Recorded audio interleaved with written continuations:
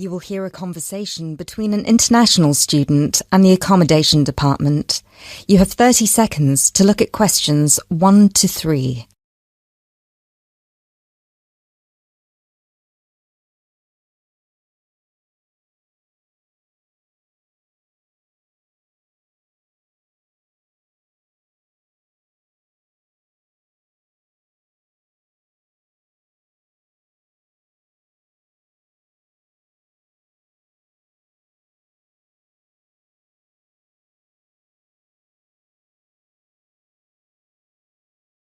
Hello, Accommodation department. How can I help you? Do you look after accommodation for international students? Yes, we look after accommodation for all the students. Good. I hope you can help me then. I've only just been accepted onto a postgraduate course, and I want to know if there is any accommodation available from this September. I know it's very short notice. Yes, it is rather late, but I'm sure we'll be able to find you something. First of all, can you give me your name and student number so that I can find you on the system? Sure. My name is Maria Teresa Gonzalez. Maria Teresa Gonzalez. How do you spell that? Gonzalez.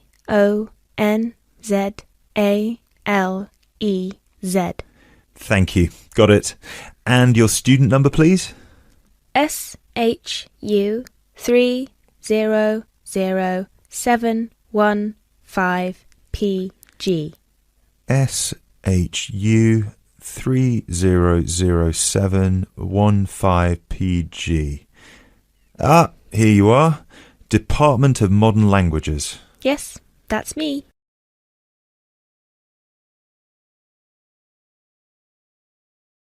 You now have 30 seconds to look at questions 4 to 7.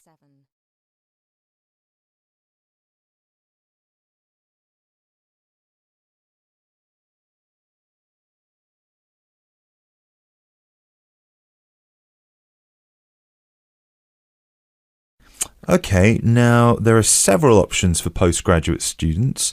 Firstly, there is the Trigon. This is a new block near to the station and not far from the main campus. Accommodation is what we call cluster accommodation. What does that mean? There's a small group of rooms, usually 6, each with its own bathroom clustered around a lounge kitchen area which is shared. Oh, I see. That sounds good. They are very popular. The price for these is £99 per week, and we do have some availability left. However, for postgraduate students, there are other options. And what are they? There's another apartment block called The Cube, located near the west gate of the campus. Accommodation there is in 1 or 2 bedroom self-contained flats. So, the cube is self-contained? How does that work? Well, basically, they're just like ordinary apartments. Each apartment has 1 or 2 study bedrooms with ensuite bathroom, a lounge and a kitchen. And what is the price of those? For the 1 bedroom, it is £180 per week, and for the 2 bedroom, it is £110 per week for each person. And can I choose who I share with? If you have a friend and you would like to share with them, of course, we can reserve a 2-bedroom apartment for you both. Otherwise, you just have to share with whoever else is there. Obviously, it will be another woman. I will have to think about this. Do I have to make a decision now? No, but we don't have much accommodation left, so I can't guarantee that there will still be availability if you leave it too long. Yes, that's fair. I have a friend in the management department who might like to share. I will speak with her and get back to you this afternoon. Okay, fine. Do let us know as soon as you can. I will do. Thanks for all your help. My pleasure. Bye. Bye.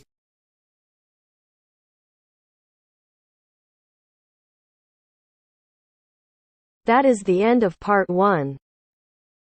You now have half a minute to check your answers.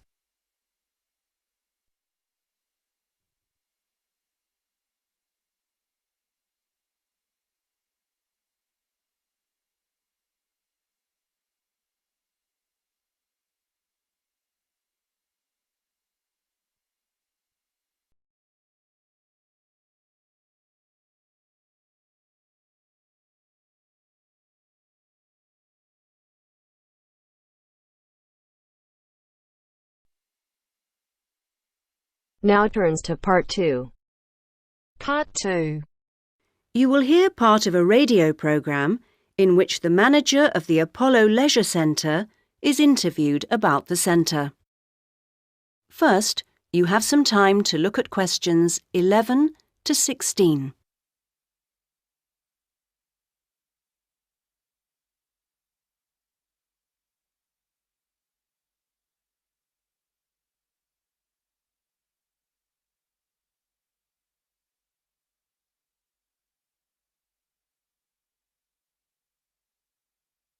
Now listen to the first part of the interview and answer questions 11 to 16. Next, I'd like to welcome Carol Brown, manager of the Apollo Leisure Centre. Carol, welcome. Thank you. Now, Carol, the Apollo seems a familiar sight, but how long has it actually been here?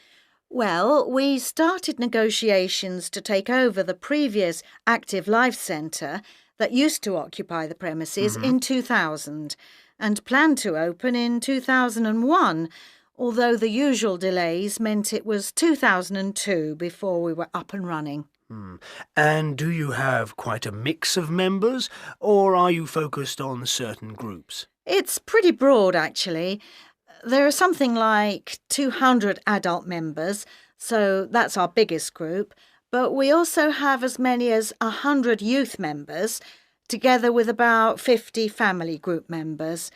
And I think we'll see that section growing to 100 over the next couple of years. Healthy numbers. Yes, and we'll be developing the centre to make it even more attractive. We're hoping eventually to build in a rock climbing wall, which would make a useful addition. We've already opened our swimming pool, which is hugely popular, and we'll have a massage room open within 12 months. Now, I understand you have different categories of membership? Yes, to suit every pocket. Blue membership includes all facilities for the member and a guest at all times, which is good for people with unpredictable timetables. If you can make it during daytime hours, red membership gives you excellent returns for your fee. As for only half price, you can use all the facilities during the day, and they're actually less crowded then. Green membership is designed for people who are only able to come infrequently, and so, of course, costs less. And there are chances to socialise? Oh, certainly. Our cafe is very popular and is a nice place to wind down and chat after working out or whatever. In fact, while it used to shut at 8, we've extended that to 9 now, with last orders taken at 8:30. It serves a whole range of food and drink. So if someone wants to join, what do they do? Come and see us. We'll give you all the details. The induction process takes about an hour and a quarter, which includes 3/4 of an hour on average with a personal trainer, and something like half an hour being shown round the different facilities. So we'd be well looked after? Definitely. Now you have some time to look at questions 17 to 20.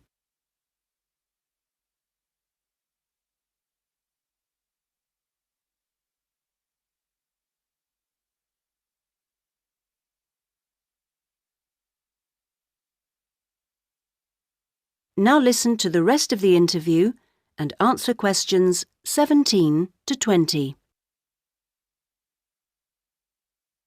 OK, now, Carol, can you give us some idea of what we could expect to get as members of Apollo? Sure. Well, let's take next Monday as an example. The early evening would begin with the programme of classes. Of course, members would also be at liberty to do their own thing. I'm just talking about the listed classes that we'll be offering. So let's say you're free to turn up at 4 p.m. You could spend an hour in a class that we call gentle exercise. This isn't a hard workout, as you might be imagining it, but a session designed for those who perhaps are not used to rigorous classes and would like something to ease them in. Right. The next thing on offer will be starting at 5, and again, it'll last for an hour. In contrast, this is what we simply call weightlifting. It's certainly not for softies, but this strenuous session is, of course, carefully monitored, and we wouldn't let anyone do anything silly. Oh, well, that's reassuring. And then, kicking off at 6:15, you'll be welcome at a class aimed at promoting better lifestyles, which we run under the banner of healthy living. We'll give you all sorts of useful advice about just living better. Oh, sounds easier than working out. And probably at least as important. And rounds the evening off nicely. Oh no, we still have one more offering. Oh. These days, so many people are working, frankly, more than they should be, and we try to combat the stress that creates by encouraging those who can to take part in the class we call relaxation. You can learn lots of helpful techniques for staying calm when you think everything's going terribly. Now you're talking. So we'll see you on Monday. Now... That is the end of part 2. You now have half a minute to check your answers.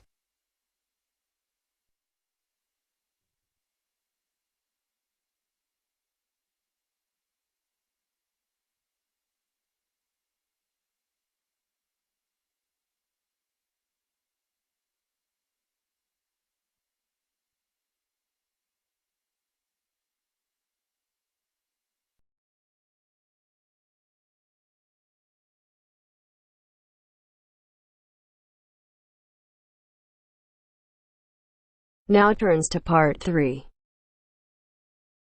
Part 3. You will hear a student, Alex, asking his tutor for advice about essay writing. You now have 30 seconds to read questions 21 to 27.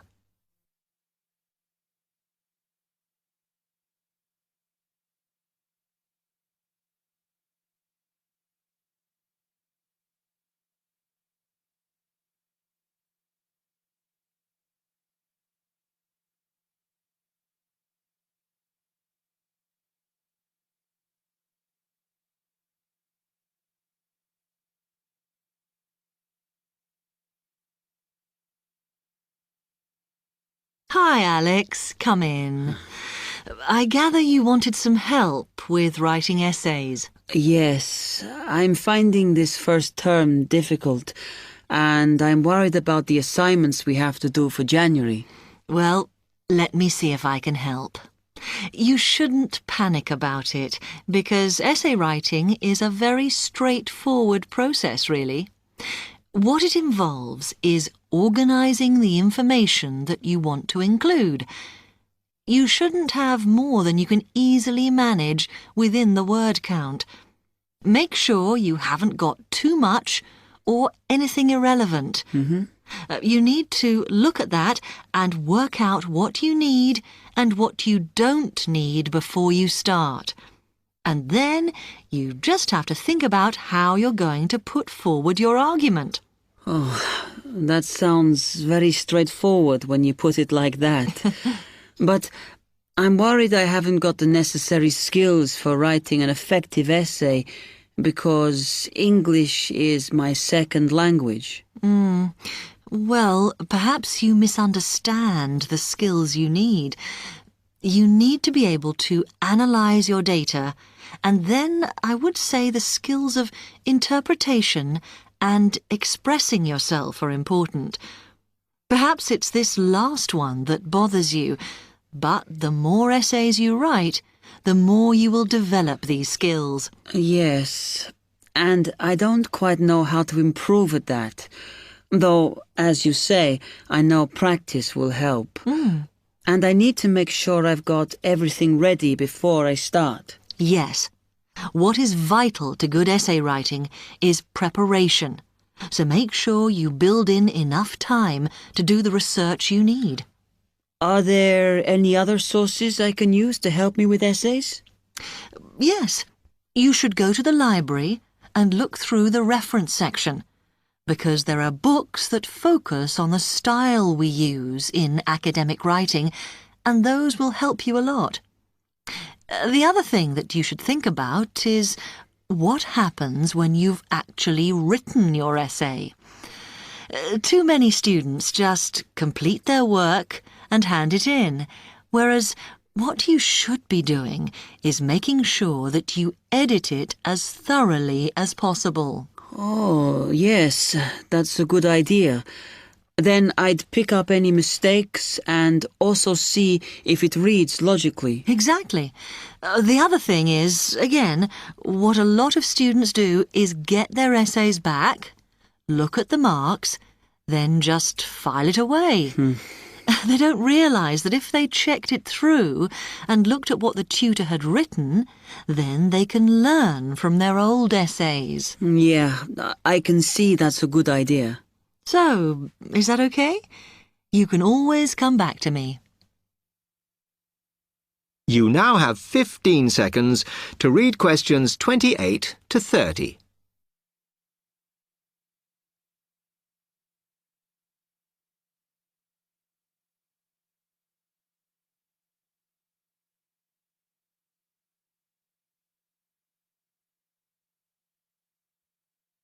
Actually, there were a couple of other things I wanted to ask you about essay writing. I had a few thoughts of my own about what I should do, such as really taking good notes when I'm reading, because that helps, doesn't it? I think it improves your knowledge rather than your actual writing. But one tip I can give you is to try and not read too much. Otherwise, you end up including irrelevant material in your essay. Remember to stay on task. Yes. Sometimes I have problems interpreting the questions correctly, or the whole question seems overwhelming to me. What I try to do is highlight the key parts and divide it into smaller chunks so I can manage it. Well, you might find it useful to break it down even further by making sure you understand all the words perfectly before you start. Things like assess or comment and such like. Yes, I see. Sometimes, after an objective analysis, the question actually asks you for a subjective opinion. But you must remember to support your arguments if that's the case. One final comment I can make is about using your own words. You must try to do this as far as possible. You're expected to summarise what you've read, not just string together a list of quotations. In fact, you shouldn't have too many. Just use them where it's really important. Okay, thanks. Do you read other students' essays when you've finished? No. Why? Is that a good idea? Well, you can confuse each other, so I'd advise against it. But it's up to you. Okay. Thanks very much for your time.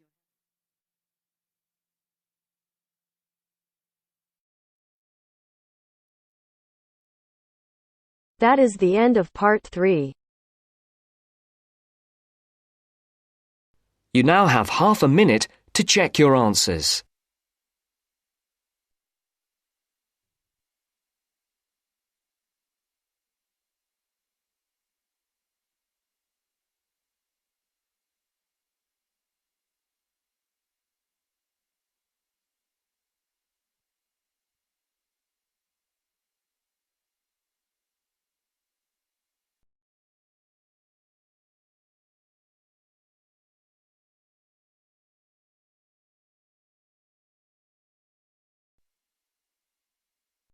Now turns to part 4. Part 4. You will hear a lecturer talking about the process of fossilization. First, you have some time to look at questions 31 to 40.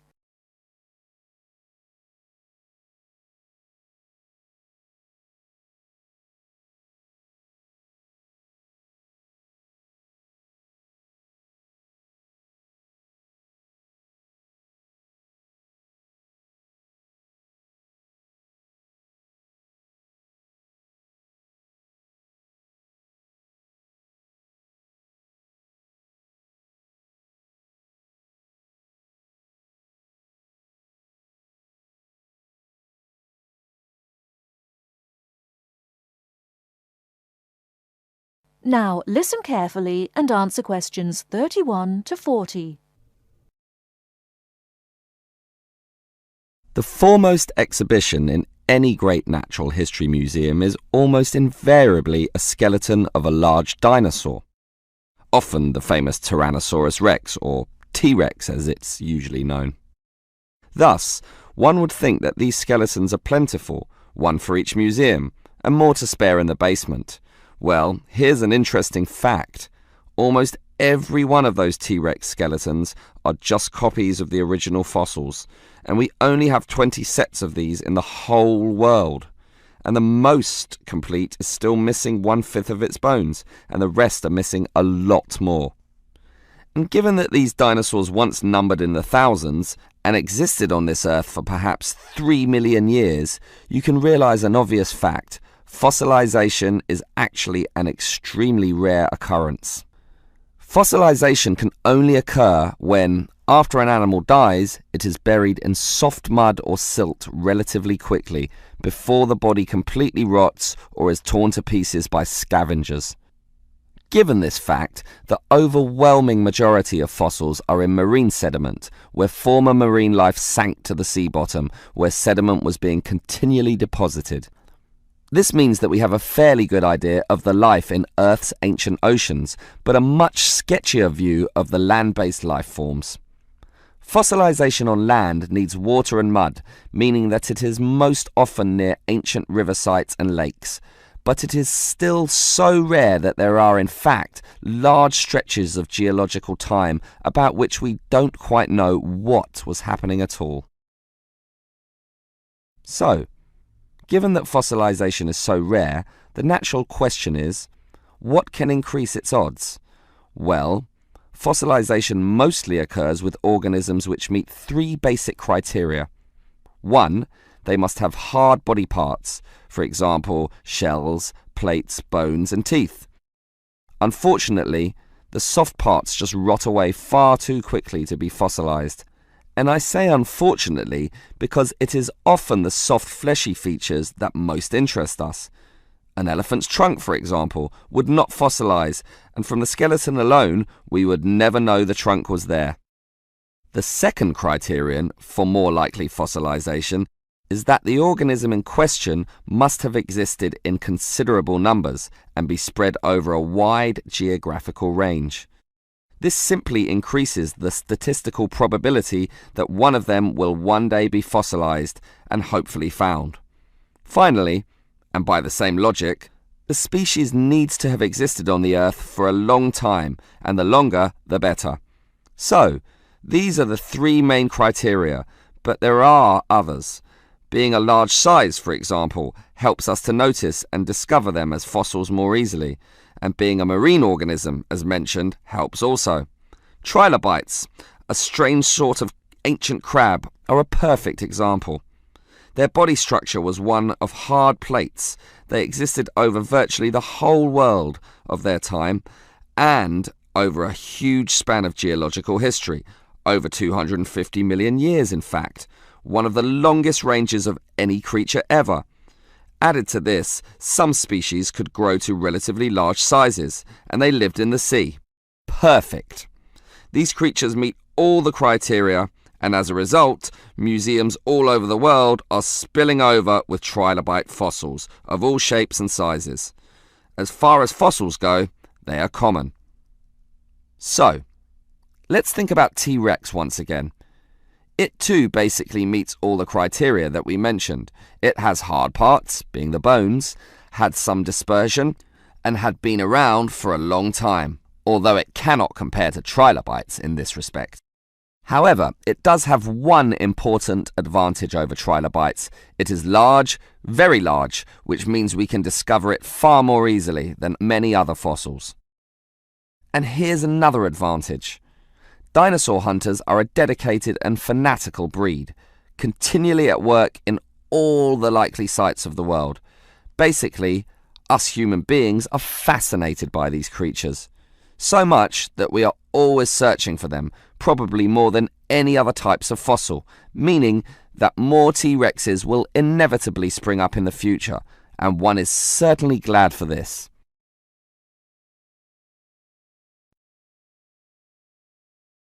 That is the end of part 1. You now have half a minute to check your answers.